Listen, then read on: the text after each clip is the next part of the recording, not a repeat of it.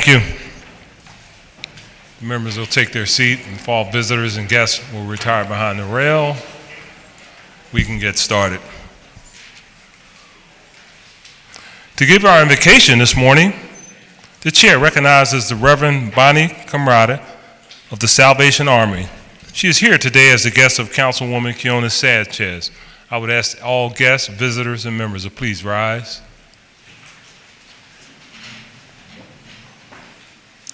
Good morning. Morning.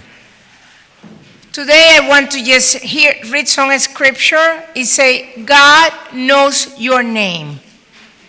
In Isaiah 49:16, say, I have written your name on my hand. What a thought.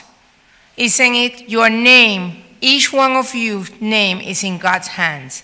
Your name is in God's lips. Maybe you've seen your name in some special places, on an award or a diploma, but to see that your name is in God's hand and in God's lips, could it be? Or perhaps you have never seen your name honored, and you can remember when you heard it spoken with kindness. If so, it may be more difficult for you to believe that God knows your name, but He does. Written on His hand, spoken by His mouth, whispered by His lips, your name. Father, we just thank you because you know our name.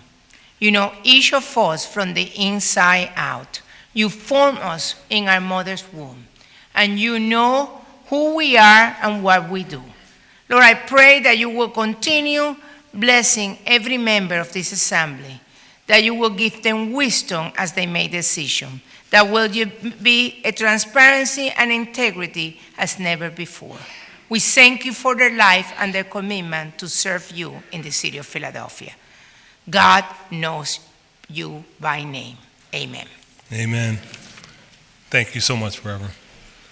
Councilman Bediz.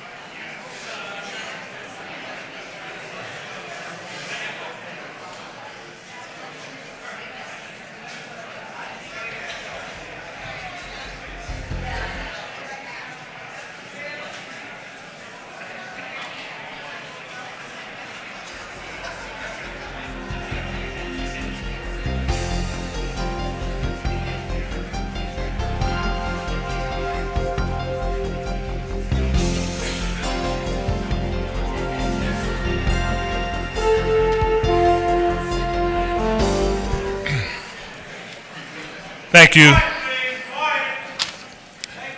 Thank you very much. And our next order of business is the approval of the journal of the meeting of Thursday, January 24th, 2019. And the chair recognizes Councilman Greenlee. Thank you, Mr. President. I move that the journal of the meeting. Councilman, folks, I ask you all to please keep it down, or better yet, keep quiet. Thank you. Thank you, Mr. Councilman. President.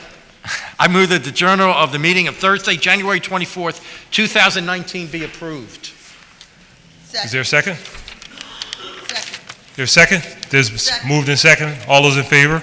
Aye. Those opposed, ayes have it. Journal is approved.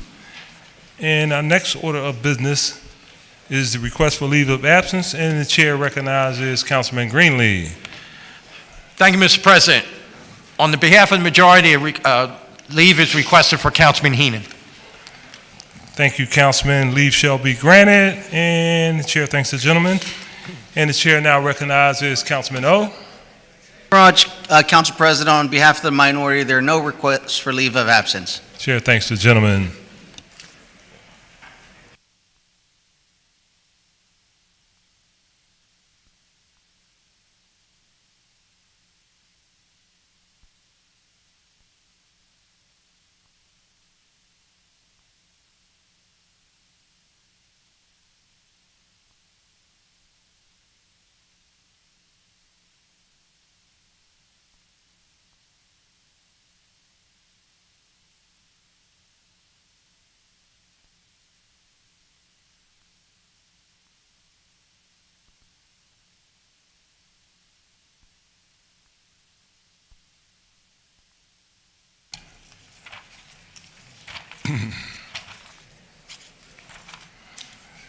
Thank you. This time, I would like to take it, I'm sorry. Chair recognizes Councilwoman Kim. Thank you very much, Council President. I just wanted to take a moment to welcome a hero here who's joining us today in City Council. Kenyette Barnes is one of the founders of the Mute R. Kelly movement. She's visiting us here from Atlanta, Georgia. We'll be speaking a little bit later, and we'll be doing a luncheon with her later this afternoon. But I'd just like to have her stand up and be recognized here in Philadelphia, where we welcome her. Thank you. Now I'll give my welcome. I'd like to welcome everyone who's come down today, particularly given the fact that it's around, 7-8 degrees outside. You are truly committed to experiencing what it's like to have government in the city of Philadelphia. So I really appreciate you being here, and I hope you enjoy your day here, so much so that you come back again. Again, thank you so much. Chair recognizes Councilman Green. Thank you, Council President. On behalf of Councilwoman Blackwell and myself, we'd like to welcome the student council officers of the Belmont Charter High School. If they could stand and be recognized.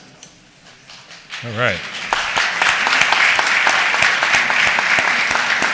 They are here to learn about the civic process. My understanding that they, as a body, they meet on a weekly basis, engage in different issues that impact not only the students at the school, but also surrounding the community. They've been engaged with Councilman Blackwell on a number of issues, and they are located in her council district. And it's a pleasure on her behalf and myself to welcome them to City Council. They are truly the future political leaders of our city. Thank you, Councilman. They are on the case, because I was asked a question by one of the students in the caucus room about our process as it relates to hold okay on the calendar. So they're on the case and doing their job. And thank you and welcome you guys. Appreciate you being here today. This time, Chair recognizes Councilman Jones, who will present a resolution recognizing the Please Touch Museum. With Trish Wellenbach and those accompanying her, please join the councilman at the podium.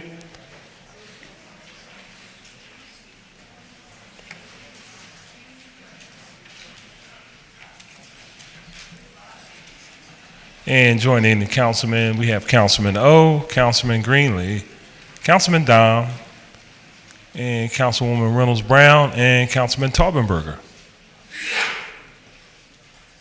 and Councilwoman Gim, and Councilwoman Blackwell.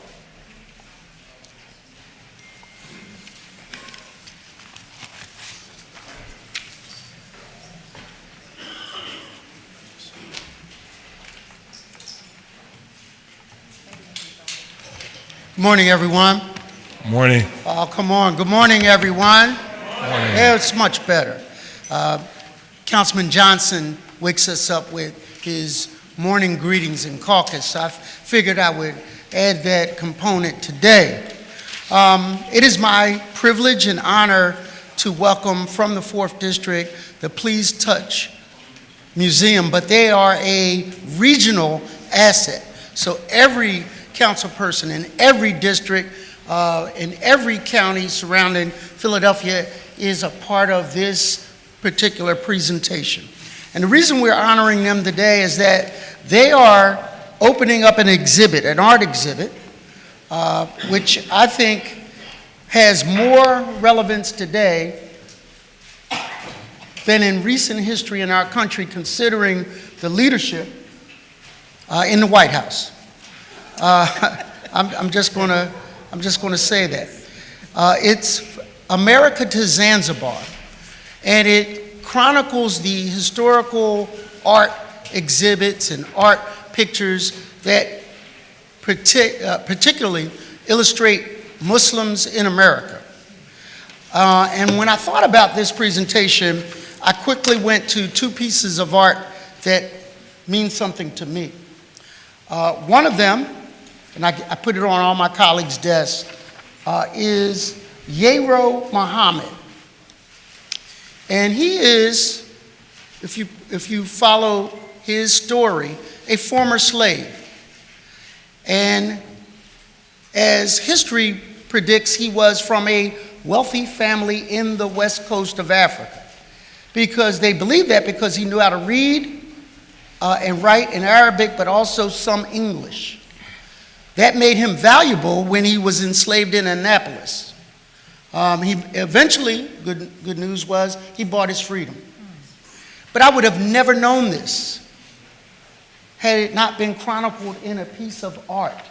I would have never known that contribution and that struggle, that sojourn in the diaspora of slavery that included many tens of thousands of Muslims who came from countries in Africa who celebrated and were religious in that regard.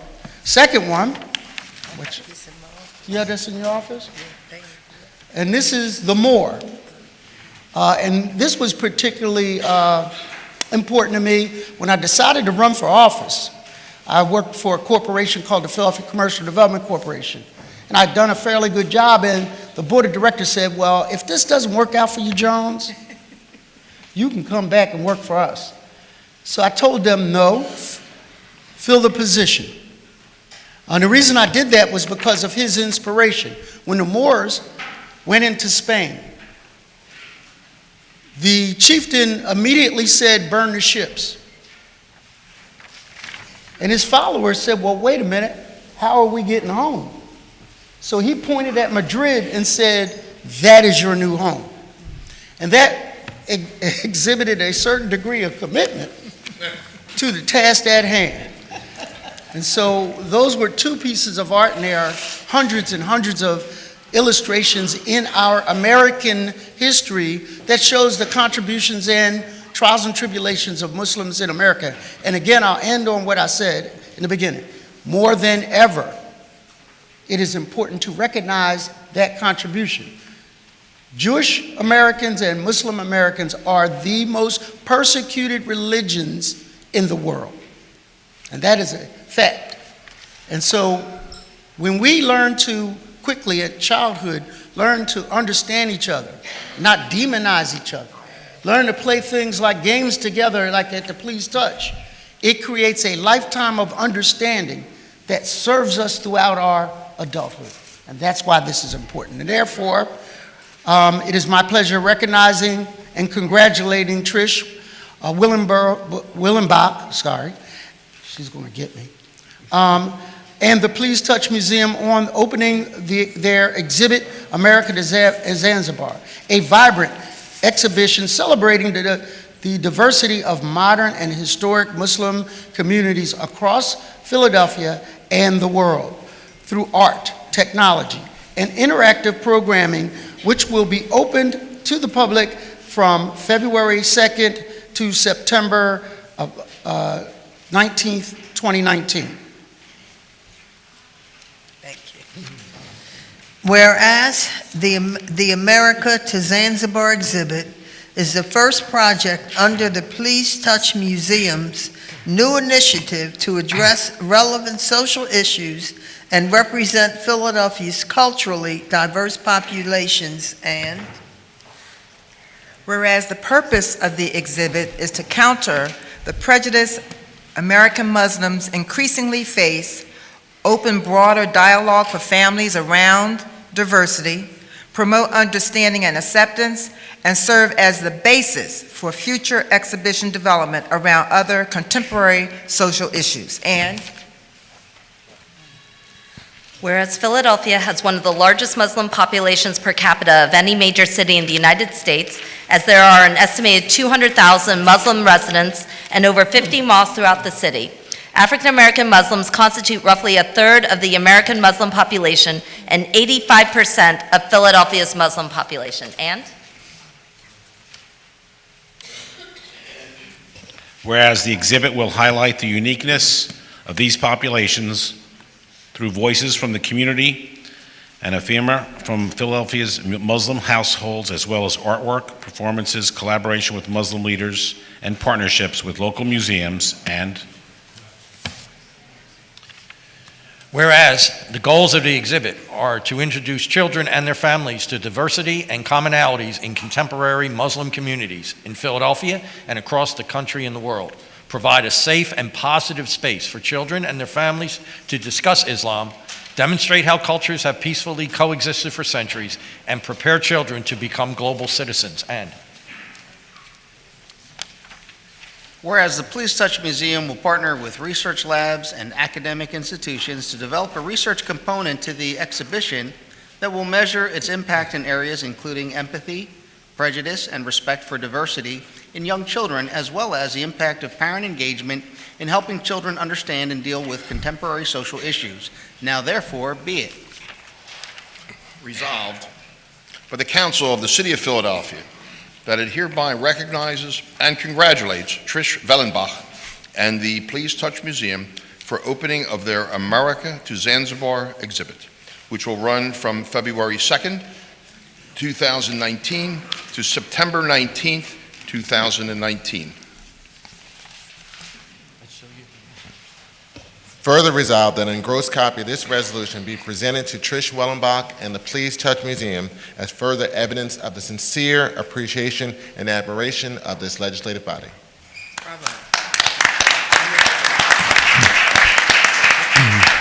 And the chair recognizes Ms. Wellenbach for remarks.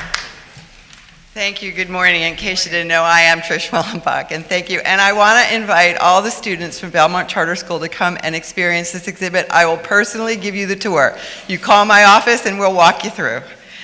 So on behalf of the Board of Trustees and the staff of our beloved Please Touch Museum, it is my honor to accept this resolution acknowledging America to Zanzibar, Muslim cultures near and far, a groundbreaking exhibition that, as you heard, celebrates the contributions of Muslim communities from ancient times to present day, from around the globe to the city of Philadelphia.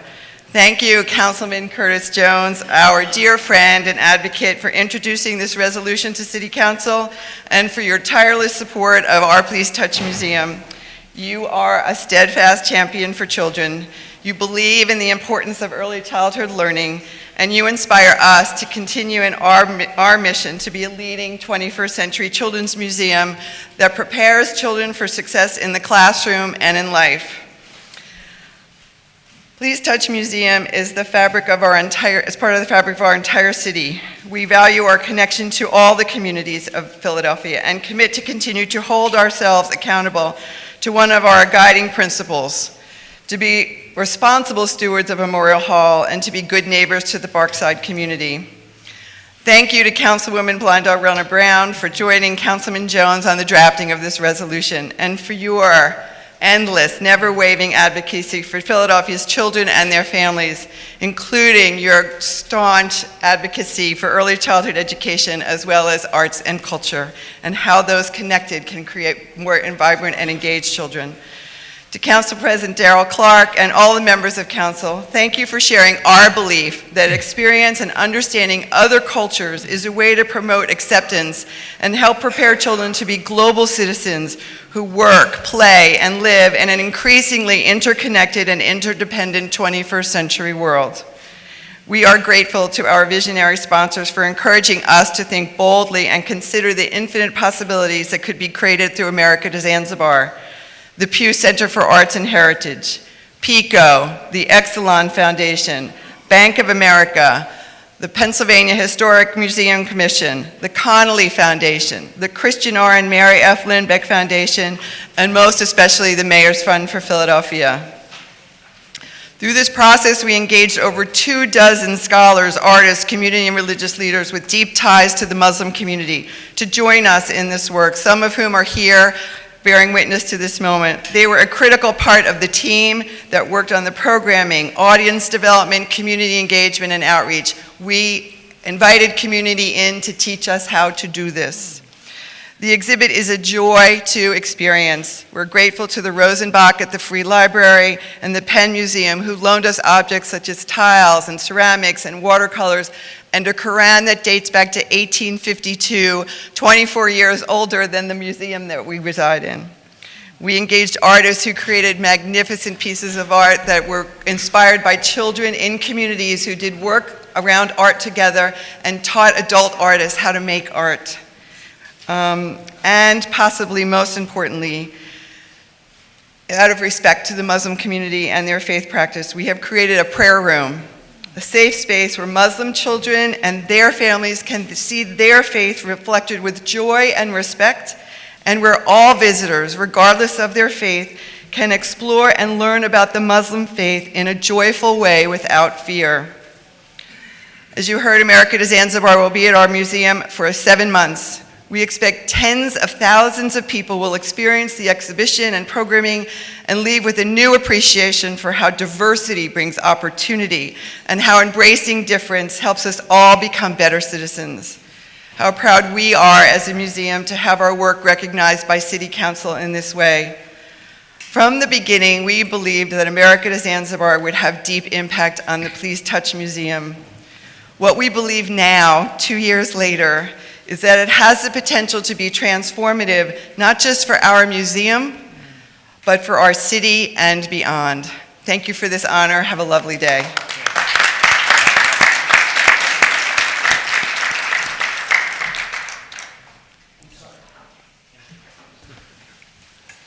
Mr. President, I would be remiss to recognize the fact that Councilwoman Parker has a masjid that she visits all the time.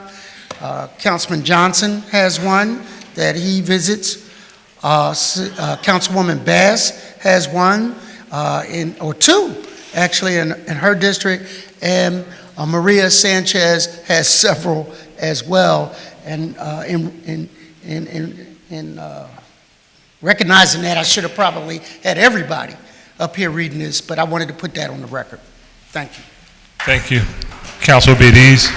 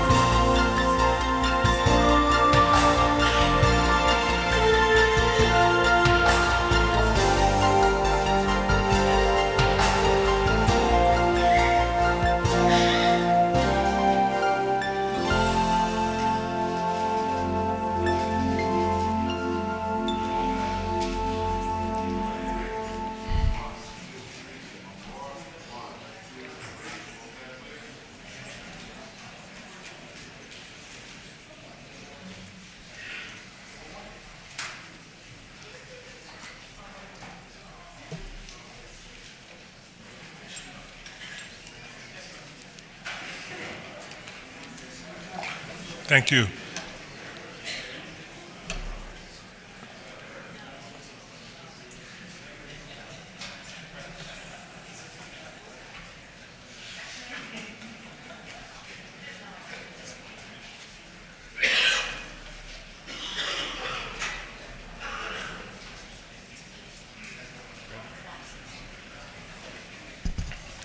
Thank you, and congratulations.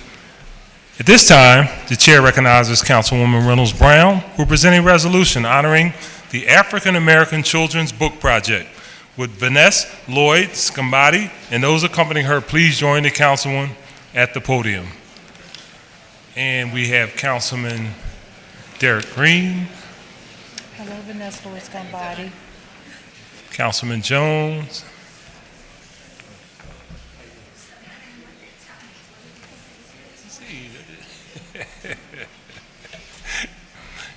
Councilman Johnson, and Councilwoman Parker, and Councilwoman Quiñones-Sánchez, and Councilwoman Bass, and Councilwoman Blackwell. Hey. Thank you, Mr. President. The children's book industry is one that is huge, has an international footprint, and makes a difference, we know, every day in the lives of children. For the last 5 years, I've gone to the International Book Fair at the Jacob Javits Center in New York City, and more than 2/3 of that space there is devoted to agents and publishers and illustrators who care about children's books. So for Vanessa Lloyd Scambati to embrace this world 27 years ago is remarkable and simply speaks to the unwavering commitment to literacy when it comes to children. In that spirit, this morning we are honoring the African American Children's Book Project on the occasion of its 27th annual African American Children's Book Fair. Whereas Philadelphia struggles with a double-digit illiteracy rate among those 16 and under, underscoring the extreme importance of providing children with early opportunities to learn to read, and beyond that, to develop a love for reading.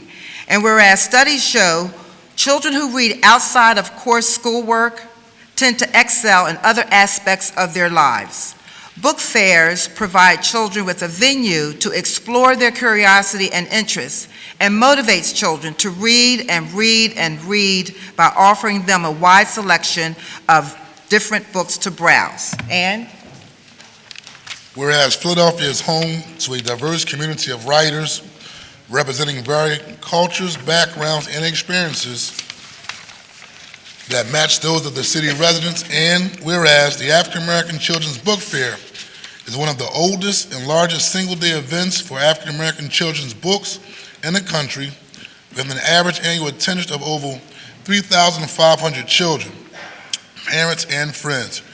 Rich or poor, no one leaves empty-handed, as the books themselves are priced at a level where they are more affordable, and posters, bookmarkers, and raffle books are distributed free of charge to attendees. And whereas the book fair highlights books that enlighten and empower children and features some of the most exciting children's authors from the multicultural literary community. Its goal is not merely to get children reading, but to foster in them a lifelong passion for the activity that enriches their lives. The event is a product of the African American Children's Book Project, and whereas Vanessa Lloyd Scambati is the founder and CEO of the African American Children's Book Project. As a literary consultant, she is a much sought-after expert on trends in diverse books and how to incorporate these books into homes, schools, and libraries. She created the book fair because she believes that all children should have access to books that reflect their images. With the book fair in its 27th year, it is clear that Ms. Scambati's vision has resonated within the Philadelphia community. And whereas this year's book fair will have over 36 authors and illustrators in attendance, and will especially feature 2 celebrated authors, Susan Robeson and T.R. Simon. And whereas one of this year's 2 featured authors is Susan Robeson, who will highlight her new book, Grandpa Stops a War, quote unquote. Robeson, the granddaughter of renowned American musician, actor, and activist Paul Robeson, is an award-winning documentary film and television producer, an adjunct professor in film and communications, and the executive director of the Paul Robeson Foundation, and Grandpa Stops a War is based on a true story of Paul Robeson's visit to the front lines in the Spanish Civil War to sing to soldiers, illustrated by Rod Brown. Grandpa Stops a War is Susan Robeson's first picture book for young readers. And living in London with his family during that time of the Spanish Civil War, Paul Robeson became disturbed by the reports of the struggles suffered by those affected by the conflict and collected money, food, and clothing for Spanish children. Robeson eventually decided to visit the front, where he sang African American spirituals and songs of freedom with such feeling that soldiers on both sides were moved. As Susan Robeson writes, in Grandpa Stops a War, while Grandpa Paul sang, there was peace. And whereas renowned children's author T.R. Simon will be featured at the book fair.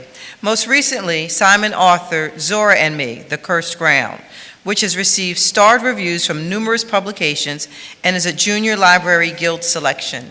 And whereas Zora and Me, The Cursed Ground, continues the fictionalized account of Zora Neale Hurston's childhood adventures that Simon began in her first book, Zora and Me. Co-authored with Victoria Bond, Zora and Me won the Coretta Scott King John Steptoe Award for New Talent and was nominated for an Edgar Award for the Best Mystery in the category of juvenile fiction. And whereas in Zora and Me, The Cursed Ground, young Zora and her friend, Carrie Brown, come across their friend, Mr. Polk, injured outside his cabin.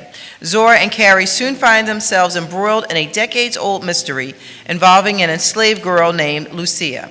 In the words of Kirkus Reviews, Zora and Me, The Cursed Ground is an extraordinary, richly imagined coming-of-age story about a young Zora Neale Hurston, the long, cruel reach of slavery, and the power of community. And whereas 2 additional individuals will be honored for their extraordinary support of children's literacy in Philadelphia. They are Angela Forshaw Rouse and Grace Rustia of the AARP Pennsylvania office. And whereas Angela Forshaw Rouse is the manager of state operations and community outreach for AARP Pennsylvania. There, she oversees the implementation of state and national campaigns, volunteer and member engagement, and community outreach throughout Pennsylvania. Her work in communications outreach has been recognized by elected officials and community leaders while educating the 50-plus population in AARP's 1.8 million members in Pennsylvania. And whereas Grace Rustia is the Associate State Director for Multicultural Outreach for AARP Pennsylvania. She is an accomplished advocate for multicultural and diverse communities with years of experience in public affairs, community development, and management. Grace also holds an appointed seat as the Vice Chair of the Mayor's Commission on Asian American Affairs, for which she serves as an advisor on issues and policies pertinent to Asian communities in the city of Philadelphia. And the 2019 African American Children's Book Fair will take place this Saturday, February 2nd at Community College of Philadelphia from 1 to 4 p.m. This year's event is produced by Literary Media and Publishing Consultants, and whereas Council has no doubt that this year's iteration of the book fair will meet all of the goals and expectations inspired by its history of excellence. We encourage all of the city's residents, young and not so young, to discover for the first time, or once again, the wonders to be found in the pages of a good book. And must I say, this is one of the best organized events that I attend. Very, very worthwhile, so please, please, let's support. Therefore, be it resolved that by the Council of the City of Philadelphia, that we hereby honor the African American Children's Book Project on the occasion of its 27th annual African American Children's Book Fair. Congratulations to sponsors, volunteers, and everyone. And the chair recognizes Ms. Kamadi. Thank you so much. It is with great joy that I kick off. It is January 31st, but if you see me, you know that Black History Month is upon us. And it is with great joy that I kick off this month to celebrate 27 years. We make it happen on a wing and a prayer. But it is with much sadness because Blondell Reynolds Brown came to me, and I know I don't like people to keep acknowledging me when I'm doing the book fair, because we do these things because this is what we're supposed to do. But Blondell came to me and said, what can I do? And she recognized that having these people over the past 15 years acknowledged in City Council was important to the city. Because you know what, we have some of the best and the brightest, not only locally, but nationally, and we needed to introduce these people to you, so that you can take that information back to your community. I always come with some free books. These are truly the best and the brightest. This is the 27th year, and I keep saying on a wing and a prayer, we don't have any real government funding, but through the support of Sherelle Parker, and if I say familiar, I know them, okay? We practically grew up with each other, and Sherelle is probably saying, I'm not that old. Sherelle Parker, Blondell Reynolds Brown, Janie Blackwell, Kenyatta Johnson, Derek Green, and Councilman Alan Dom, and I hope I'm pronouncing his name correctly, have all supported this effort. Children come not only from the greater Philadelphia region, but from around the country. We have 36 African American children's authors and illustrators.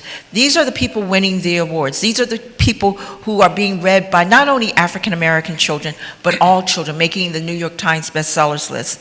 So I'm excited to present them. I'm not going to take up a lot of time because you know I'm fabulous. I can start talking about me and all my great accomplishments, but I'm not going to do that this morning. You have to come to the book fair to hear the footnotes, you know, because I'm on my way to Bologna and I'll be making presentations about African American children's book, not only in London, but Paris and London also. So I'm pretty global.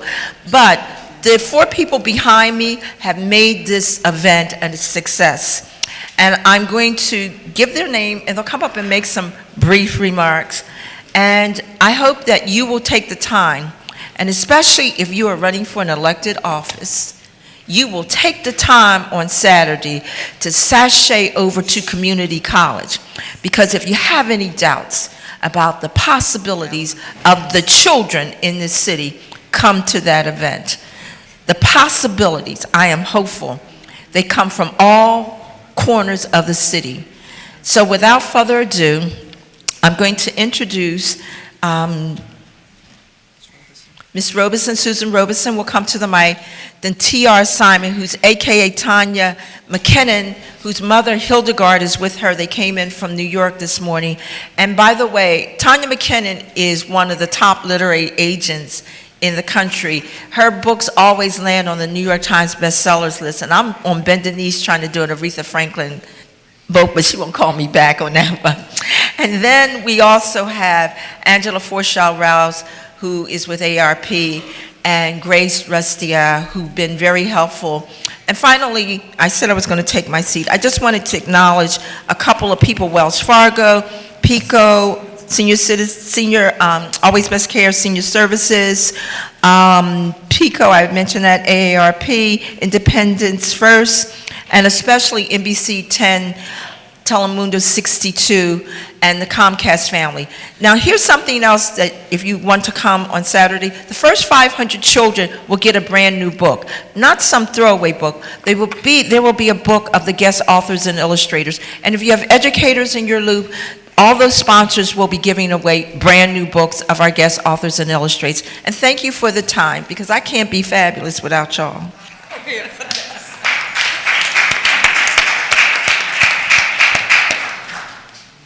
Thank you so much for your leadership and this honor.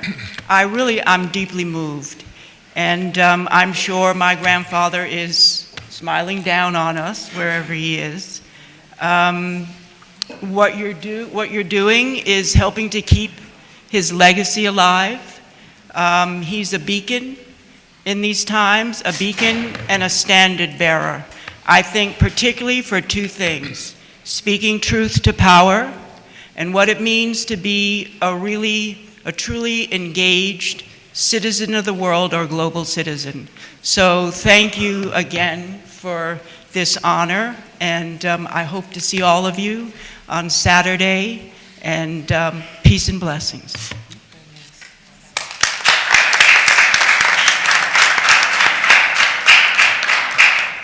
Hi, I'm T.R. Simon. I'm deeply honored to be here. Thank you, Councilwoman Blondell. Reynolds Brown, thank you so much. And Vanessa Lloyd-Scambati, thank you so much for the book fair. I write for children because when I was young, I came alive through literature. And it shaped who I am today, and it shaped the way in which I thought about the world. And when I was young, we didn't have as many books by about young people of color that we do today. And I think it's a blessing that today we can have an entire fair with 36 prominent authors who are writing about the experience of children of all ethnicities and walks of life. I think that's a great blessing and a great opportunity for young people. Thank you so much.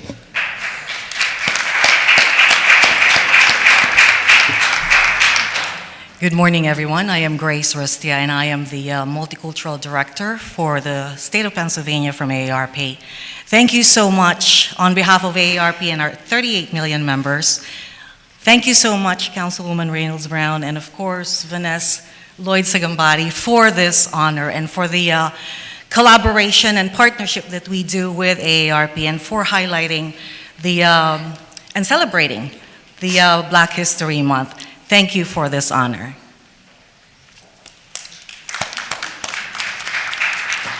Good morning, everyone. I'm Angela Forshaw-Rouse, and I am the State Operations and Community Outreach Director for AARP in Pennsylvania.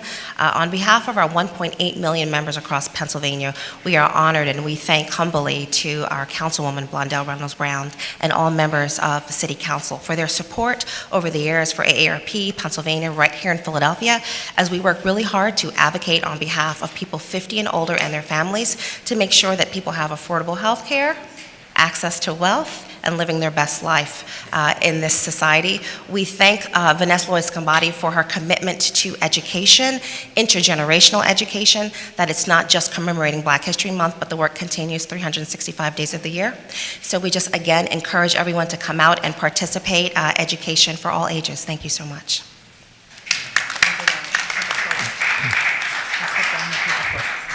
Thank you, Councilwoman Bediz.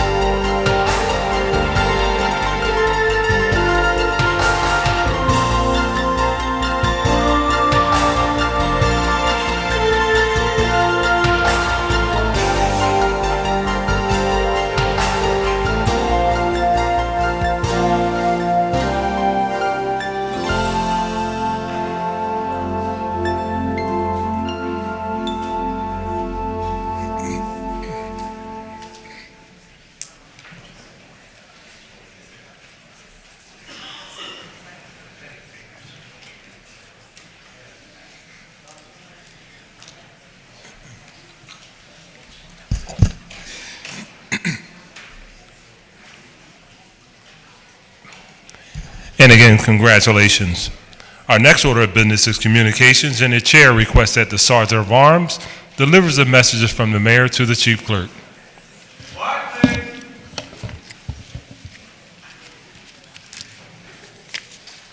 Mr. Decker, please read those messages. To the President and members of the Council of the City of Philadelphia, pursuant to Sections 4604 and 2307 of the Home Rule Charter, I am today transmitting to the Council the recommendation of the City Planning Commission on the following bills. Bill numbers 181010 and 181064. And I am transmitting herewith for the consideration of your honorable body an ordinance authorizing the Commissioner of Public Property on behalf of the City of Philadelphia to acquire fee simple title or a lesser real estate interest to all or a portion of a parcel or parcels of land, together with the improvements thereon, in and about the area bounded by Trenton Avenue, East Auburn Street, Tulip Street, and East Rush Street, all under certain terms and conditions. Mr. Decker, you have any additional communications? I have none, Mr. President.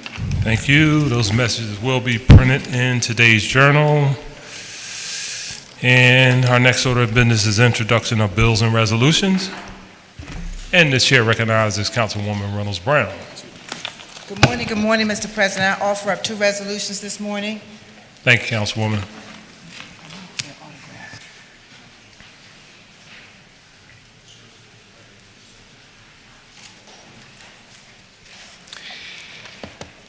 A non-privileged resolution urging the Pennsylvania State Legislature to pass Governor Wolf's proposal to raise the minimum wage to $12 an hour, with a pathway to $15 an hour for all workers in the Commonwealth of Pennsylvania.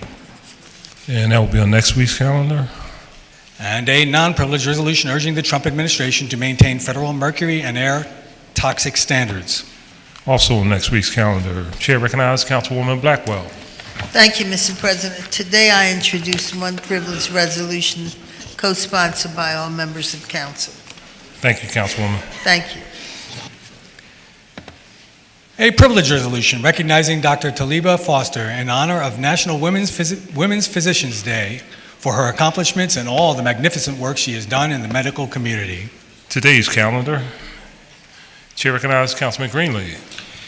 Thank you, Mr. President. On your behalf, I offer one bill and one resolution, and on behalf of Councilman Heenan, two bills and two resolutions. Thank you, Councilman.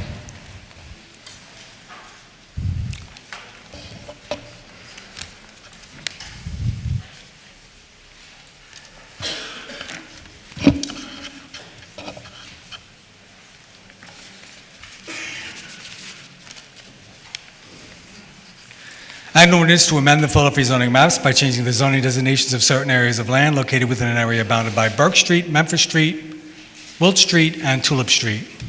Refer to committee. And an ordinance providing for the submission to the qualified electors of the City of Philadelphia of the proposal set forth in a resolution approved by council proposing an amendment to the Philadelphia Home Rule Charter relating to the operating budget and providing for a mandatory minimum staffing level for building and code inspectors within the Department of Licenses and Inspections. Refer to committee. And an ordinance providing for the submission to the qualified electors of the City of Philadelphia of the proposal set forth in a resolution approved by council proposing an amendment to the Philadelphia Home Rule Charter relating to the Department of Licenses and Inspections and providing for the creation of a contractor review board within the Department of Licenses and Inspections. Refer to committee.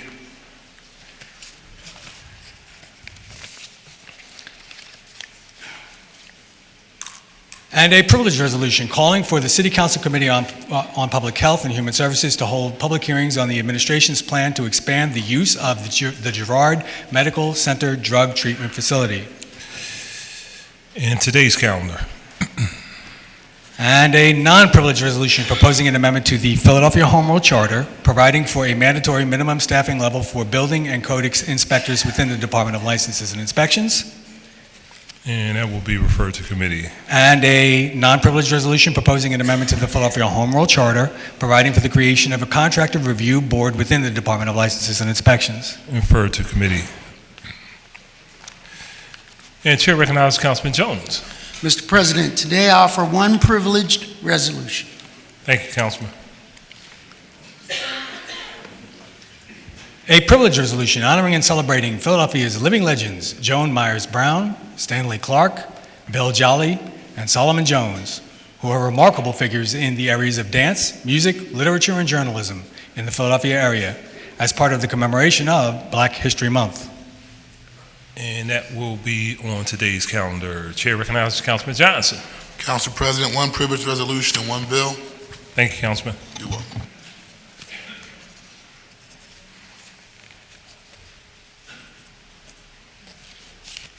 An ordinance authorizing Timothy Lydiak, doing business as The Thirsty Soul, to install, own, and maintain an open-air sidewalk cafe at 1531 West Passyunk Avenue. For the committee.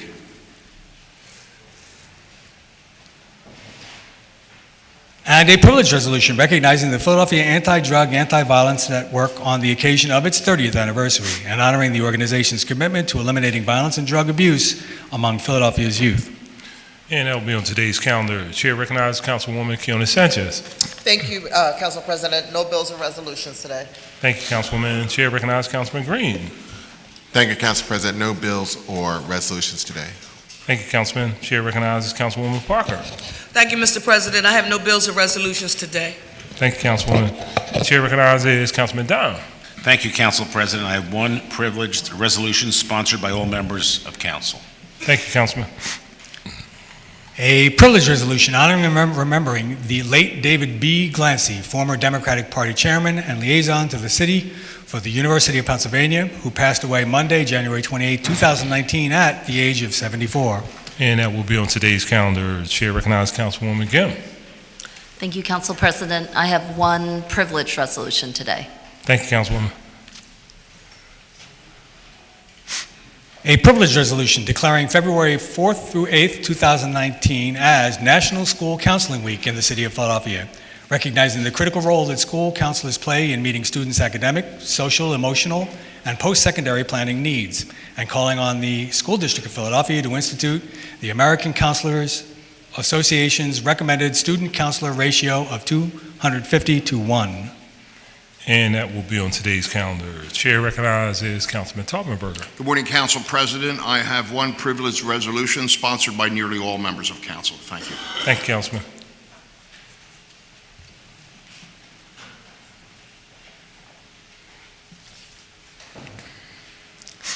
A privilege resolution honoring and recognizing the Boy Scouts of America's 109th anniversary and celebrating the expansion of Cub Scouts and Scouts BSA, formerly Boy Scouts, to welcome girls into its iconic programs. And that will be on today's calendar. Chair recognizes Councilman O'Neill. Thank you, Mr. President. I have no bills or resolutions. Thank you, Councilman. Chair recognizes Councilman Squilla. Thank you, Mr. President. I offer two bills and one non-privileged resolution. Thank you, Councilman. An ordinance authorizing the Commissioner of Public Property to acquire fee simple title or a lesser real estate interest to all or a portion of a parcel or parcels of land together with the improvements thereon in and about the area bounded by Trenton Avenue, East Auburn Street, Tulip Street, and East Rush Street. For the committee. And an ordinance amending Section 12701 of the Philadelphia Code entitled Designation of Bicycle Lanes to authorize bicycle lanes on North 10th Street and North 13th Street, each from Spring Garden Street to Buttonwood Street, and establishing no stopping regulations within the same limits. For the committee. And a privilege resolution honoring the Port Authority Transit Corporation, PATCO, on the occasion of their 50th anniversary. Today's calendar. Chair recognizes Councilwoman Bass. Thank you, Mr. President. I offer one non-privileged resolution. Thank you, Councilwoman.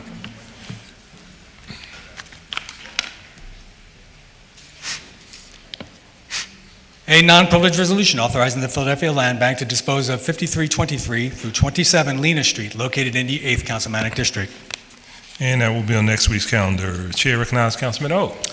Thank you very much, Council President. I offer one privilege resolution co-introduced by Councilman Janie Blackwell and co-sponsored by Council members Don Parker, Green, Bass, and Reynolds Brown, and may be heard after the reading of the title of the resolution. Thank you, Councilman. Thank you. A resolution authorizing Council's Committee on Finance and the Committee on Global Opportunities and the Creative Innovative Economy to hold hearings regarding the development of a responsible financial plan to meet the city's requirement to adequately fund the Community College of Philadelphia as required by state law. Chair recognizes Councilman O. Thank you very much, Council President. There are many things this body deals with, many times reactively to problems that come before us, but also proactively. I think we can all agree that one of the ways that we could deal with many of the problems we face, violence, homelessness, addiction, is by providing people the opportunity to become the kind of people that they would like to be. Public education, critically important, and part of that is the wonderful institution that we have, Community College of Philadelphia. There are 27,000 students who attend community college, and there they can get a 2-year degree, they could take additional courses, they could get a 4-year degree. In its inception, community college under state law is to be funded 1/3 by the students, 1/3 by the city, and 1/3 by the state. In fact, the students are bearing 55% of the cost. The state only provides 24%, and the city only 19%. Of all the things the city should be providing money for, community college is one that it really should be providing in terms of our obligations as legislators and representatives of this city. With that, I thank Councilwoman Blackwell for working together with me and this body to investigate how we would be able to establish a more responsible plan for stabilizing the funding of community college so that people in our city can get a good education. With today's cost of tuition, community college is excellent for education, job training, and other great opportunities. Thank you very much. Thank you, Councilman. That will be on today's calendar. That concludes our introduction of bills, bills and resolutions. And our next order of business is reports from committee. And the chair recognizes Councilwoman Bass for a report from the Committee on Parks, Recreation, and Cultural Affairs. Thank you, Mr. President. The Committee on Parks, Recreation, and Cultural Affairs reports one bill with a favorable recommendation. Thank you.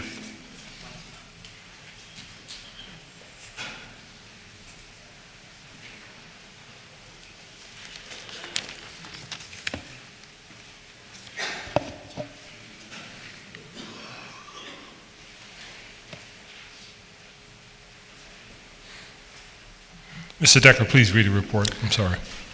To the President and members of the Council of the City of Philadelphia, the Committee on Parks, Recreation, and Cultural Affairs, to which is referred Bill Number 180993, entitled an ordinance authorizing the Commissioner of Public Property and the Commissioner of Parks and Recreation on behalf of the City of Philadelphia to grant to Pico Energy Company an easement for the purpose of installing transmission lines across a portion of the parcel or parcels of land in and about the area bounded by Grays Avenue, Woodland Avenue, 56th Street, and 57th Street, commonly known as Doritos Playground. Respectfully reports it has considered the same and returns the attached bill to council with a favorable recommendation. Chair again recognizes Councilwoman Bass. Thank you, Mr. President. I move that the rules of council be suspended so as to permit first reading this day of Bill Number 180993. Thank you. It's been moved and properly second that the rules of council be suspended so as to permit first reading this day of bills number 180993. All those in favor say aye. Aye. Those opposed, ayes have it. This bill will be placed on our first reading calendar today. Chair now recognizes Councilman Johnson for a report from the Committee on Legislative Oversight. Thank you, Mr. President. The Committee on Legislative Oversight reports one bill with a favorable recommendation. Thank you. You're welcome. Mr. Decker, read that report. The Committee on Legislative Oversight, to which is referred Bill Number 170467, entitled an ordinance amending Title II of the Philadelphia Code entitled City-County Consolidation by amending the Chief Assessment Officer's authorization to set standards for the valuation of properties for taxation purposes. Respectfully reports it has considered the same and returns the attached bill to council with a favorable recommendation. Chair again recognizes Councilman Johnson. Thank you, Mr. President. I move that the rules of council be suspended so as to permit first reading this day of Bill Number 170467. Thank you. It has been moved and properly second that the rules of council be suspended so as to permit first reading this day of bills number 170467. All those in favor say aye. Those opposed, ayes have it. And this bill will be placed on our first reading calendar today. Our next order of business is consideration of the calendar. I note that the bills just reported from committee with the suspension of the rules have been deemed to have had their first reading. They will be placed on our second reading and final passage calendar at our next session of council. There are no additional bills on the first reading calendar. The chair recognizes Councilman Greenlee for the purpose of calling up resolutions and bills that are on the final passage calendar today. Thank you, Mr. President. The following resolutions and bills are being called up from the second reading and final passage calendar today. Numbers 190021, 190022, 190036, 190037, and 180888. All other resolutions and bills are being held. Thank you. Before considering these bills or resolutions that are on our final passage calendar today, we will have our public comment session. It will go as follows. If you have not already done so, you are interested in testifying on a bill or resolution that is on the final passage calendar today, you may sign up at the table to my left. When your name is called, you will go into the middle of the council chambers. There's a podium with it is the device on that podium. When the light turns green on that device, it will be your time to speak. When the light turns yellow, you will have 30 seconds to conclude your remarks.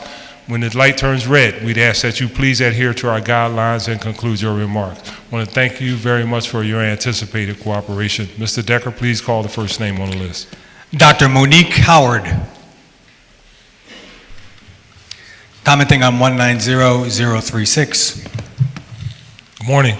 Good morning. Good morning, City Council President and City Council members. My name is Dr. Monique Howard. I'm the Executive Director of the Women Organized Against Rape, WAR, the only rape crisis center in the city of Philadelphia. I want to thank Council members Helen Gim, Blondell, Reynolds Brown, Derek Green, and Sherelle Parker for the introduction of the resolution that declares solidarity and support for the Mute R. Kelly campaign. As a nation, we were witness to the narratives of the many survivors of sexual assault and abuse that were depicted on the Lifetime docuseries, Surviving R. Kelly. For 3 consecutive nights, we heard and saw 6 hours of horror stories of rape, child sexual abuse, sexual grooming, and his sex cult. R. Kelly is the true definition of a sexual predator. He preys on mostly young girls, those who are vulnerable, easy to manipulate, and most likely starstruck. Some of his victims may have experienced abuse in previous relationships. His story is not a new story. We have heard about his crimes for decades. His crimes are outlined in his music, and his moniker as the Pied Piper clearly explains what he does and how he operates. How did this happen for decades? The answer is twofold: race and money. Robert Kelly's victims were young black girls, undervalued and undercared for. According to a report from the Center on Poverty and Inequality at Georgetown Law, adults view black girls as less innocent and more adult-like than their white peers, especially in the age range of 5 to 14. Survey participants perceive that black girls need less nurturing, less protection, to be supported less, comforted less, and are more independent, know more about adult topics, and know more about sex. These results imply that even if these girls told the truth, no one would believe them. Chance the Rapper, a musician who has worked with R. Kelly, was quoted as saying, "I didn't value the accuser's stories because they were black women." These are the beliefs of R. Kelly relied upon to protect his behavior. We must believe survivors. We must make sure that black girls know that they matter and that they will be believed. And let us not forget money. Again, decades of allegations and crimes, yet he still sells out venues and makes monies for critics, for cities and for other musicians. WAR has been providing services since 1971. In 2018, we've received 5,019 telephone calls to the hotline. We've provided counseling service to 439 children who were victims of child sexual abuse. These children will suffer post-traumatic stress disorder, drug abuse, and other major depressive opportunities. Thank you very much for introducing the resolution. Again, WAR supports Mute R. Kelly. We believe survivors. We believe and support black girls. We work hard to make sure Philadelphia is a safe city. Thank you. Thank you for your testimony. Lakeisha Anthony. Commenting on 190036. Good morning. Good morning. Good morning, City Council and all that are present today. Thank you specifically to Council members Helen Gim, Cheryl Parker, Blondell, Reynolds, and Derek Green for standing in solidarity with support from the Mute R. Kelly campaign. My name is Lakeisha Anthony, and I'm a local organizer, the founder of Voice Victory Over Inconceivable Cowardly Experiences, a sexual abuse survivor network, and the education and training specialist at Women Organize Against Rape. But most of all, I'm a survivor of childhood sexual abuse and campus assault. Although my story isn't one where the villain is a famous person, but it is someone who leveraged their influence over my impressionable mind. It's a privilege to be here today and to stand firmly with this resolution, sending the message to predators everywhere that our city will not tolerate this behavior, but more importantly, that the voice of survivors and children matter. Banning R. Kelly sends the message that revenue is not more important than the safety and care of our women and girls. Moreover, specifically that Black women and girls matter.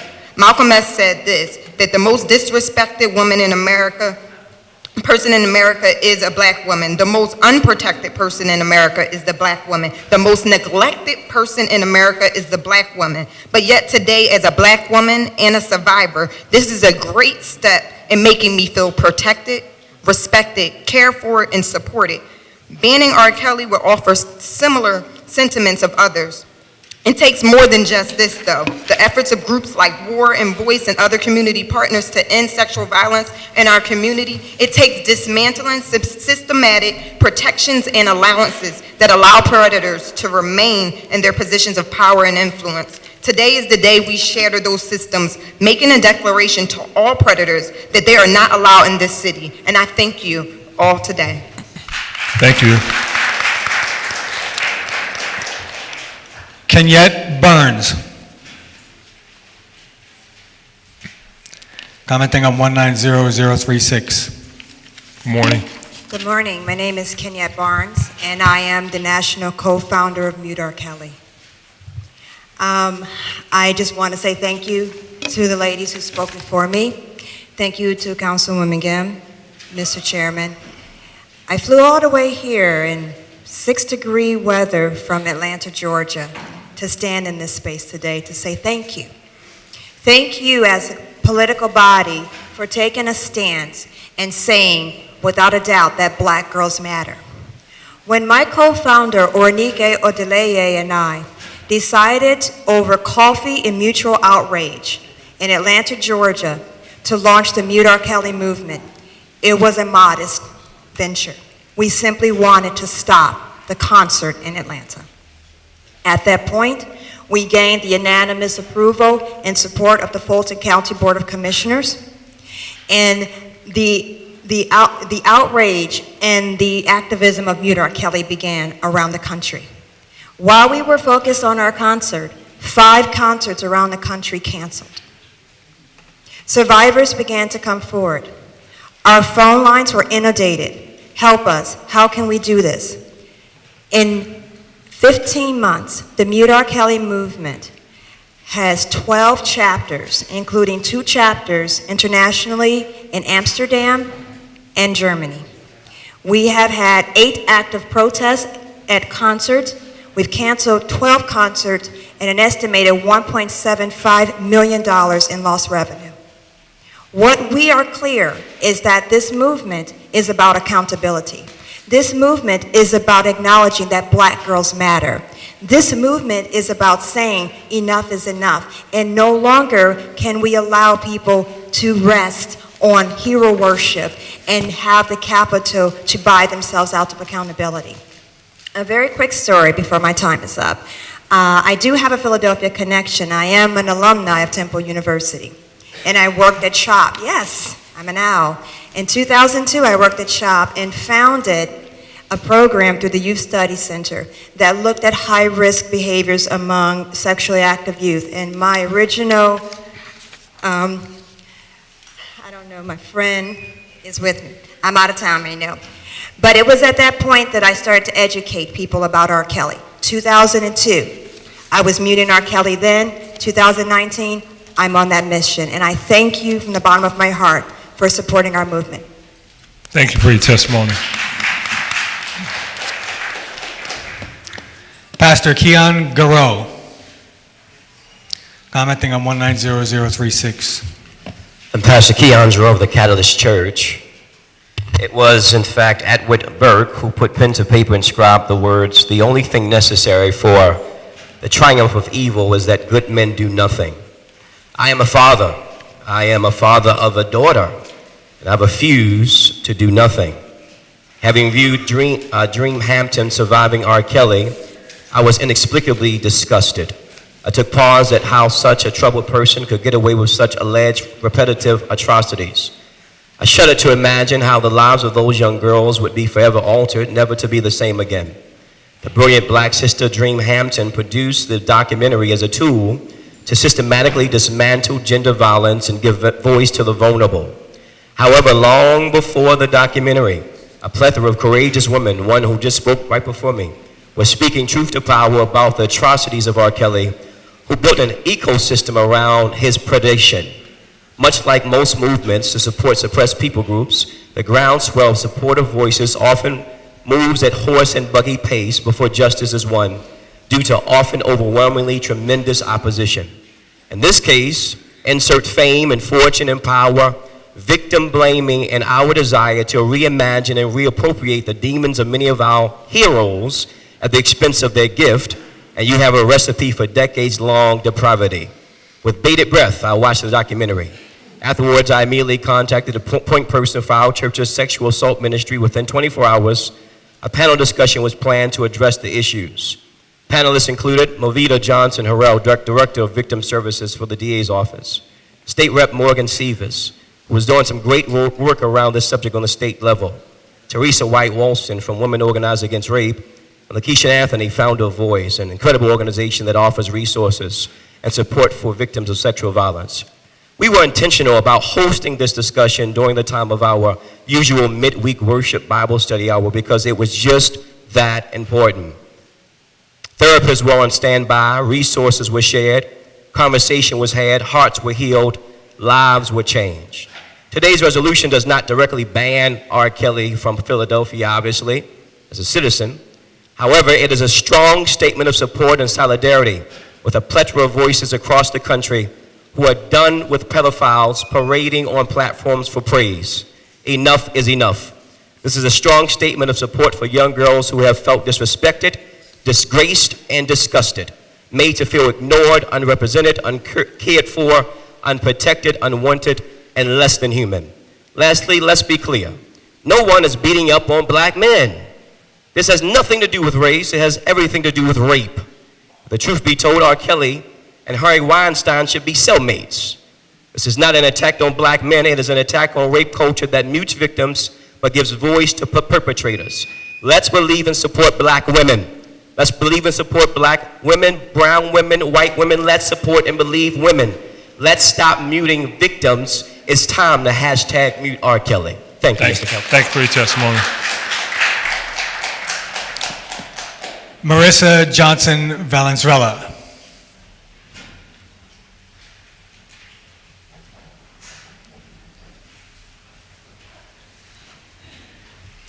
Commenting on 170408.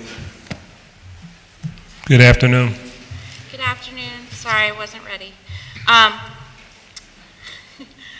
Hi, my name is Marissa Johnson Valenzuela, and I'm a full-time faculty member at Community College of Philadelphia.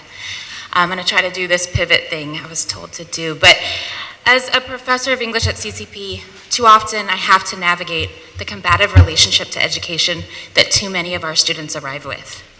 While I appreciate that they know how, that they are advocating for themselves, I'd rather spend our time together on their education instead of having to overcome their previous negative experiences with education. So I support this bill in that spirit. The criminalization of our youth in their school system is,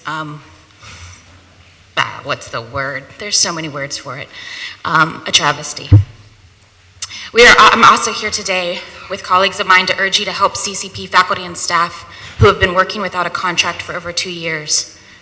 This week we continue to negotiate, but finally the mayor's office has gotten involved, but we need help from City Council to pressure them to, first off, keep CCP's administration from illegally imposing the worst contract in the history of the college, which they have told the mayor and many administrators they want to do. They even sent an email to all employees that alluded to this. 2, advocate for 3 fair contracts. We don't work at CCP to get rich, I promise you. My bank account attests to that. But we simply can't afford to go backwards. The proposed cuts and fake raises are an insult to our labor and to our students. 3, already CCP faculty teach more students in 4 classes than suburban Philly community colleges teach in 5 classes. They have smaller class sizes. And our students, who are almost all Philadelphia public school graduates, looking to succeed and participate in a changing economy, deserve the best we can give them. Also, please support Councilman O's resolution to support CCP. Our students should not pay more for their education. Our faculty and staff should not be shortchanged. The money is there. Clearly, our administration needs help finding it. It's not in our low paychecks. Don't force more great faculty and staff to leave. You have folders with stars on your tables that go into more detail about the facts and what we are asking you to do. Thank you for your time, and again, I do support this bill. Thank you. Thank you for your testimony. Joe Danahill. Commenting on 190. Good afternoon. 22-181005A, 181044. Good afternoon. This is an official decree of the people, Remandamus quo warranto, as such requires immediate action and remedy. Every week, council, mayor, governor, and others transfer private property to the government, probably illegally. News reporters fail to report this. Journalists and the Walt Disney Company tell many amusing, fictitious stories. Unfortunately, the news is required to keep the people factually informed, according to the Founding Fathers. Local and national news fails to inform the government that their government steals people's homes, choosing instead to cover a light news story from Florida. A government handing out Joseph Goebbels Awards should not make a reporter of facts proud. To instruct our representatives, people require facts, not opinions. Oath violators that would use their office to plunder the people must be held accountable. While my home and my just compensation were stolen and several trials by jury were denied, 25 years of non-reporting this have left the governed uninformed of both Constitution law violations. The Constitution requires immediate remedy of this breach of law, breach of close, breach of fiduciary duty. Your oath of office requires you to act or face prison. 42 U.S.C. 1982, 1983, 1985, 1986, 1987, 18 U.S.C. 241, 242, 2381, 2384, PA Constitution, Article 1, Sections 1 through 28, 26 PA CSA, 703, 705, 708, 709, 711, 712, 713, 716, 902, and other laws listed in SCOTUS 158965, 141330, 144056 appear violated. I call on the federal and Commonwealth governments to perform their constitutional obligations, to investigate and prosecute all involved in the theft and the legal deed transfer of my home, 1038 West Wyoming Avenue, the denial of God-given 42 U.S.C. 1982 property rights for 25 years is egregious, extraordinary, oath violating, and requires immediate remedy. A just government must obey the rule of law. This color law government must have its charter to govern revoked until a constitutionally compliant government is installed. Public servants cannot refuse their sworn duty to act any more than a fireman can refuse to fight a fire. The sovereign people require oath, Constitution law be enforced, and jail is required for all who violate oath, constitutional law. I remind council, it takes a lot of cooperation to create and allow this monumental corruption. Thank you for your testimony, sir. Nyambi Royster.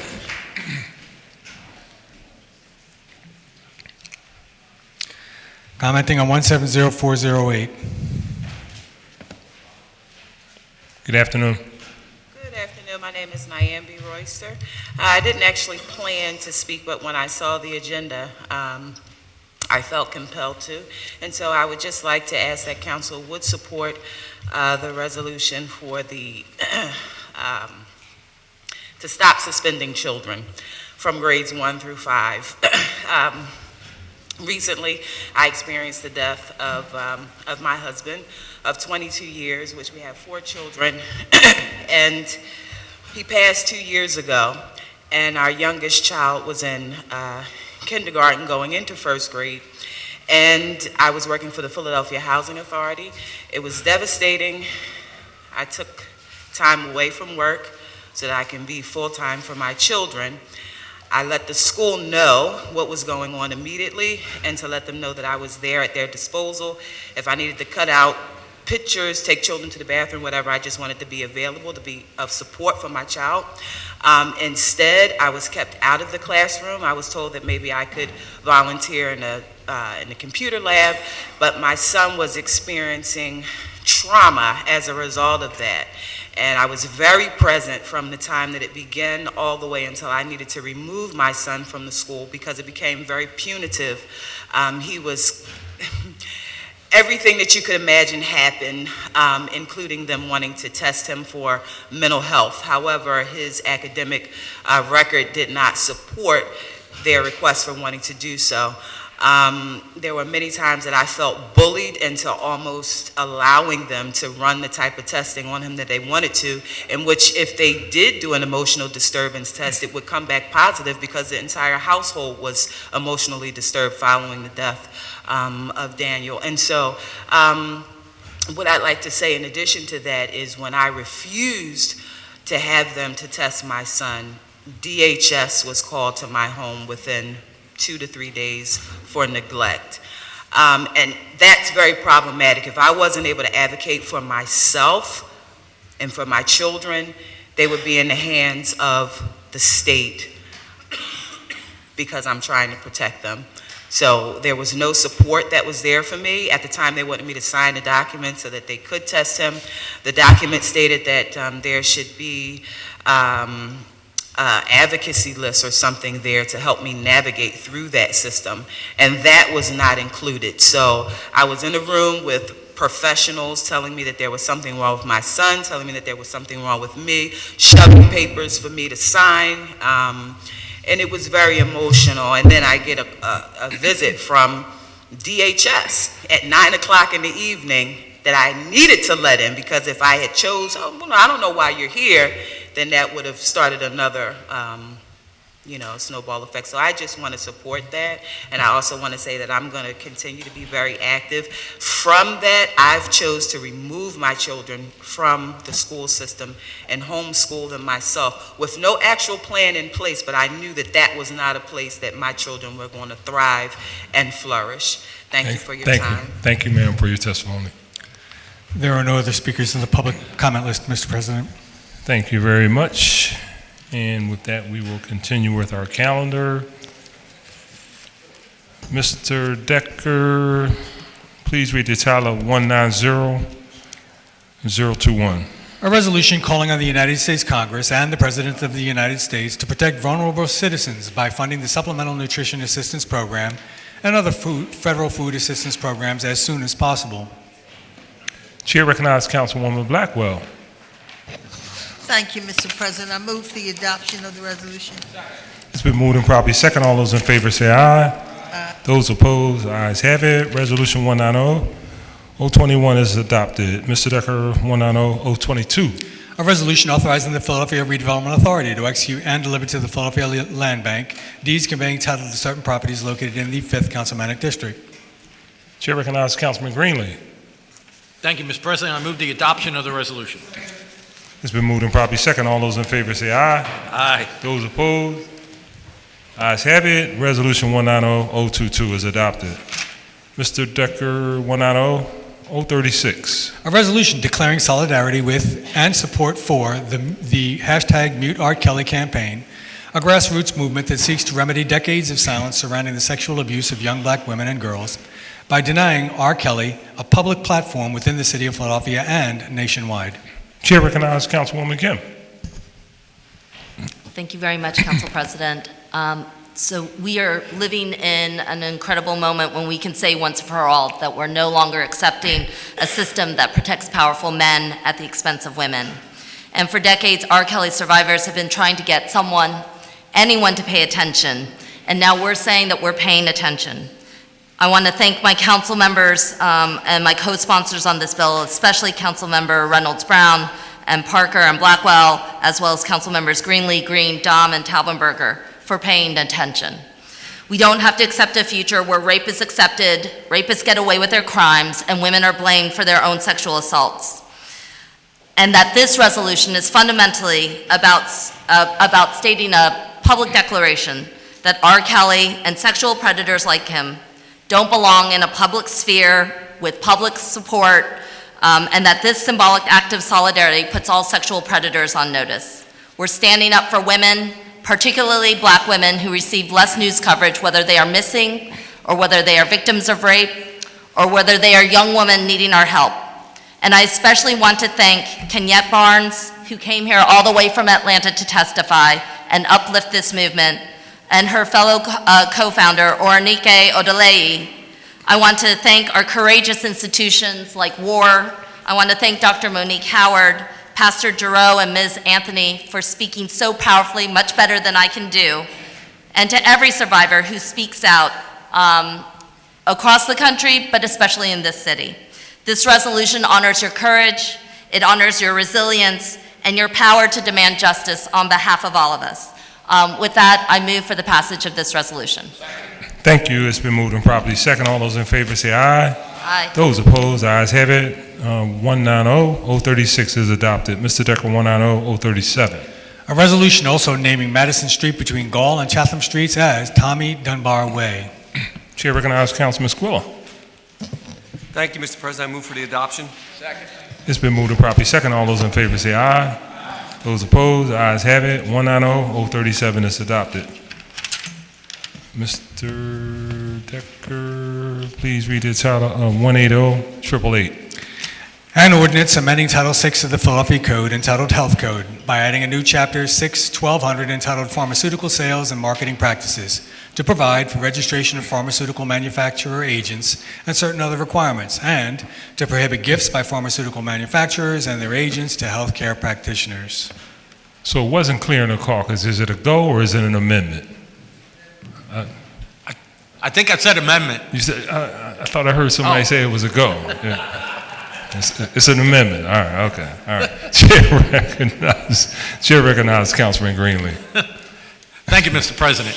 I'd like it to be a go today, but today, together with Councilwoman Bass, I offer an amendment to Bill number 180888. A copy of that amendment has been distributed. Let me just say very quickly, Mr. President, these amendments we think are the most reasonable that we can do, working with everybody involved to make this bill still effective in fighting the serious addiction crisis that is in our city. And with that, I move the adoption of the amendment.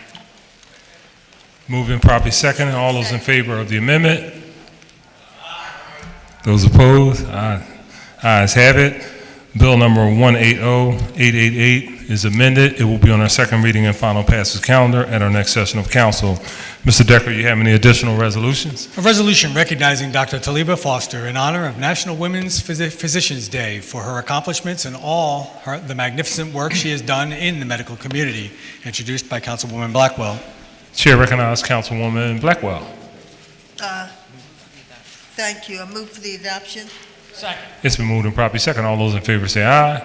Those opposed, ayes have it. That resolution is adopted. And a resolution calling for the City Council Committee on Public Health and Human Services to hold public hearings on the administration's plan to expand the use of the Girard Medical Center Drug Treatment Facility, introduced by Councilman Greenlee on behalf of Council President Clark. Chair recognizes Councilman Greenlee. Thank you, Mr. President. I move the adoption of the resolution. It's been moved and properly second. All those in favor say aye. Those opposed, ayes have it. Resolution is adopted. And a resolution honoring and celebrating Philadelphia's living legends, Joan Myers Brown, Stanley Clark, Bill Jolly, and Solomon Jones, who are remarkable figures in the areas of dance, music, literature, and journalism in the Philadelphia area, as part of the commemoration of Black History Month, introduced by Councilman Jones. Chair recognizes Councilman Jones. Thank you, Mr. President. I move for the It's been moved and properly second. All those in favor say aye. Those opposed, ayes have it. Resolution is adopted. And a resolution recognizing the Philadelphia Anti-Drug, Anti-Violence Network on the occasion of its 30th anniversary and honoring the organization's commitment to eliminating violence and drug abuse among Philadelphia's youth, introduced by Councilman Johnson. Thank you, Council President. Move for the adoption of the resolution. It's been moved and properly second. All those in favor say aye. Those opposed, ayes have it. That resolution is adopted. And a resolution honoring and remembering the late David B. Glancy, former Democratic Party chairman and liaison to the city for the University of Pennsylvania, who passed away Monday, January 28, 2019, at the age of 74, introduced by Councilman Dom. Chair recognizes Councilman Dom. Thank you, Council President. I just want to say a few words, if I may. Certainly. Dave Glancy touched the lives of all of us in the city, from the Board of Revision of Taxes, University of Pennsylvania, to running for political office. And he was always polite and professionalism. It was amazing with him. He just was so professional. He was a good person. I just want to say that he will be missed. He was a good man. Thank you. I move for the adoption of this resolution. It's been moved and properly second. All those in favor say aye. Those opposed, ayes have it. That resolution is adopted. And a resolution declaring February 4 through 8, 2019 as National School Counseling Week in the city of Philadelphia, recognizing the critical role that school counselors play in meeting students' academic, social, emotional, and post-secondary planning needs, and calling on the School District of Philadelphia to institute the American School Counselors Association's recommended student counselor ratio of 250 to 1, introduced by Councilwoman Gim. Chair recognizes Councilwoman Gim. Thank you, Council President. I move for the adoption of the resolution. It's been moved and properly second. All those in favor say aye. Those opposed, ayes have it. Resolution is adopted. And a resolution honoring the Port Authority Transit Corporation, PATCO, on the occasion of their 50th anniversary, introduced by Councilman Squilla. Chair recognizes Councilman Squilla. Thank you, Mr. President. I move for the adoption. It's been moved and properly second. All those in favor say aye. Those opposed, ayes have it. Resolution is adopted. And a resolution authorizing Council's Committee on Finance and the Committee on Global Opportunities and the Creative Innovative Economy to hold hearings regarding the development of a responsible financial plan to meet the city's requirement to adequately fund the Community College of Philadelphia as required by state law, introduced by Councilman O. Chair recognizes Councilman O. Thank you very much. Move for the adoption of the resolution. It's been moved and properly second. All those in favor say aye. Those opposed, ayes have it. Resolution is adopted. There are no other resolutions on the final passage calendar, Mr. President. Thank you very much. Are there any speeches on the part of the minority? Speeches on behalf of the majority. Chair recognizes Councilwoman Reynolds Brown. Thank you, Mr. President. I learned early in my career that the delicate balance of mentoring someone is not creating them in your own image, but giving them the opportunity to create themselves. I constantly remind my team that we are what we repeatedly do. Therefore, excellence is not an act, it must be a habit. When we recruit or acquire competent, committed, devoted staff who are not average or mediocre, those are four-letter words, their excellent work helps us serve the citizens of Philadelphia more effectively. I have been very lucky in that I have had the exceptional professionals on my team over the last 19 years. In fact, my office has been a talent factory for cultivating and growing young professionals. All of the members of my team, without exception, have moved on and moved up into positions of leadership and responsibility, making a difference all across Philadelphia region, in corporate Philadelphia, the legal community, in higher education institutions, and the nonprofit sector. These include superstars like my first Chief of Staff, Sylvia Purnell-Mardrow, who had to leave, David Ford, who's now at University of the Sciences, Joe Meade, Chief of Staff for LaSalle University, Kellen White, please stand, Kellen, with the City Controller's Office, Hania Sharp Brown, now a firecracker over at the school district, and my most recent departure of Samantha Pearson, who left to become the Chief of Staff for State Representative Mary Isaacson. I remind all of my staff, when you see an opportunity and you're prepared for the opportunity, you must carpe diem, seize the moment, do it well, and represent excellently. This morning, I want to share with my colleagues and her peers that we have yet another staffer who will be joining the alumni club of Team Councilwoman BRB. She too will be gone without the E. This young lady joined our team as a volunteer in 1999. Volunteer. She hit the ground running. She later worked as a graduate intern while at Westchester University in 2006. She joined as a staffer in 2008, and she has served in every position in my office, growing every step of the way excellently. She's intelligent, a girl's high girl. She's eager, hardworking, and ambitious. More importantly, she has always embraced the clear purpose and the principal values of our office. She has been exceedingly loyal to the team and has served with honor and distinction. In short, even members of the administration have stated that Catherine Gilmore Richardson is a rock star. Consider this. Summer 2018, she was one of 80 women from around the country admitted to the distinguished Yale University's Women's Campaign School. She was one of 4 from the Southeastern region. More recently, she was voted by her peers to serve as Vice President of the Philadelphia Democrats. She is prepared and willing to serve. On this day of City Council, I say thank you to my Chief of Staff for your service over the last 10 years. With 10 years working inside government, inside City Council on an intimate, up-close and personal basis, tomorrow will be her last day as it is with great anticipation and a joyful heart that we encourage her to pursue a new opportunity. Councilman Jones, like you, I know what time it is. Councilwoman Maria Quiñones-Sánchez, like Jason Dawkins, whom you mentored, like Representative Morgan Cephas, like Representative Donna Bullock, like Representative Joanna McClinton, or recent elected Representative Malcolm Kenyatta. Catherine Gilmore Richardson has the head to know, the heart to feel, and the readiness to serve. Her work ethic stands above mine. How about that? Thank you, more importantly, Kathy, for always treating people with kindness, with dignity, and with respect. Those attributes will carry you far. And as you tell our team on a daily basis, we journey on.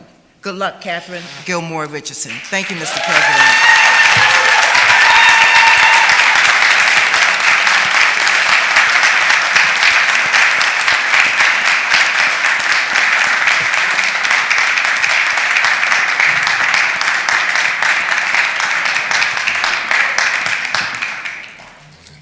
Thank you, Councilwoman. See you around. All right. Thank you. Chair recognizes Councilwoman Blackwell. Thank you. I certainly want to applaud the statements just made. I did not mention it during the resolution, but I knew Dave Glancy very well. As chairman of the party, obviously he worked for Penn, so I've worked with him until he got sick, and I didn't know he was sick enough to pass away. But I felt compelled to certainly thank all of those he served, say how sorry I am to his family and all those with whom he worked, and God bless him well. Thank you, Councilwoman. Chair recognizes Councilman Don. Thank you, Council President. I would be remiss if I didn't speak for 30 seconds on the earned income tax credit. I was wondering what was going on, you know. But I just want to remind everybody that we still leave close to $100 million. Of the 400,000 people in our city who are in poverty, 10%, 40,000 are eligible for refunds now. Just to give the specifics, single parent earning $44,000 of income with 2 children under the age of 17, or a couple earning $51,000 of income, 2 children under the age of 17, are entitled to checks from the federal government up to $6,000 per year and can file back 3 additional years, $24,000. The average refund is $2,500, but if you know of anyone who's earning $7.25 to $22 an hour and has children under the age of 17, this is an opportunity to get federal money. Thank you very much. Thank you, Councilman. Thank you for continuing to beat that drum. Chair recognizes Councilman Greenlee. Thank you, Mr. President. Very quickly, if I could, I just wanted to add to the an addendum to Councilwoman Reynolds Brown's list of staff members who are now serving in Harrisburg. My first legislative director was Representative Kevin Boyle, so I just want to make sure he's on that list. That's right. Of the other members of that illustrious list that the Councilwoman read. Thank you. Thank you. Thank you, Councilman. Councilman Johnson. Yeah, well, also, I want to add to that illustrious list, the former legal policy person for Councilwoman Marion Tasker, who has joined this body, who I've known for a significant period of time. This is Councilman Derek Green. Hey. Yeah. Yeah, Councilman, it seems like he's always been here in this capacity. Yeah. You're right. You're right. Absolutely right. That concludes our speeches, and with that, I'll ask Councilwoman Blondell Reynolds Brown for a motion to adjourn. Thank you, Mr. President. I move that council stand adjourned until Thursday, February 7th, 2019 at 10 a.m. Thank you. It's been moved and probably second. Council stand adjourned until Thursday, February 7th, 2019. All in favor say aye. Those opposed, thank you all very much.